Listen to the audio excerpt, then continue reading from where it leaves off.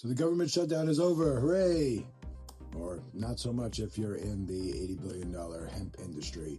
So I'm not sure if people understand what exactly just happened, but there was this federal funding bill in order to end the government shutdown, and somebody sneaked in a new addition to the Farm Bill, or a revision to the Farm Bill from 2018 that makes all of the hemp products that have been recently put on the shelves illegal, right? So the hemp products, we're talking about THCA, talking about the Delta 8, we're talking about all of the derivative cannabinoids.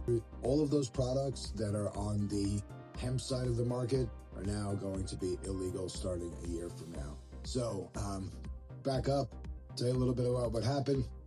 In 2018, the government passed the Farm Bill. The Farm Bill said that only Delta 9 THC was to be regulated. You had to be under 0.03% THC, Delta 9 THC in your products. And that was a little bit, some people say that was a little bit of an oversight, that they really meant to say all THC. But now that's exactly what they're doing, is they're coming back to all THC. So now every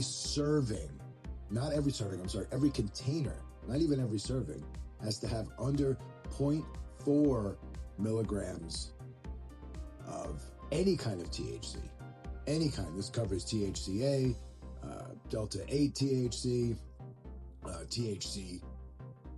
I think the derivatives are completely banned. Stuff that can't possibly exist in the product. So we're looking at a big sweeping change over the cannabis industry, over the hemp industry. It means a lot of different things to a lot of different people. I'd love to get your opinion on it. How do you feel about something like this? So basically what's going to happen is now, a year from now, they have a year to implement all of these changes that they're going to have for the new regulations. And the new regulations ban any cannabinoid that is synthesized or manufactured outside of the plant, any cannabinoid that cannot be naturally produced by cannabis sativa, any intermediate product sold directly to consumers. This one is my favorite because it's the most subjective. Any cannabinoid that has marketed as having similar effects to THC is now banned. You can't even say that it acts like THC. That immediately initiates the ban. Can states with a legally regulated hemp market continue operating even though the federal government has issued a ban? It's kind of like state laws around cannabis, even though it's still Schedule 1 on the federal level.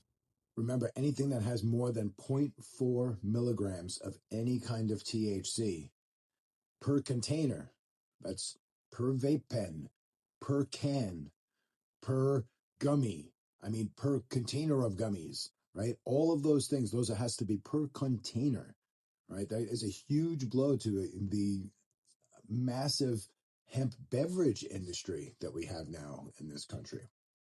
That's what's going on. There's probably about a year grace period to where all these laws take effect. And during that year, the hemp industry is going to be fighting for different regulations. And the U.S. government, the DEA, they're all going to be figuring out ways to put this implementation in. They're going to have to produce a list of the synthetic cannabinoids and the other cannabinoids that are banned. And that's going to come out, and then everybody will have to pivot and meet these regulations. Does anybody benefit from this? Sure. It depends on who you ask. Obviously, the multi-state operator cannabis space, they definitely will benefit from less of an intoxicating hemp market.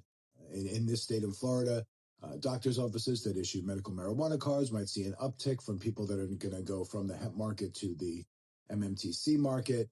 And, depending on who you ask, the hemp industry is a lot less regulated than the legal cannabis market. So there might be some safety concerns. People are concerned about marketing to children. These are all things that the hemp industry is going to try and address to try and curb this moving forward. So interested in your opinion, interested in what you think about this. So comment and let us know your feedback, because we really want to know what people think. What is your opinion?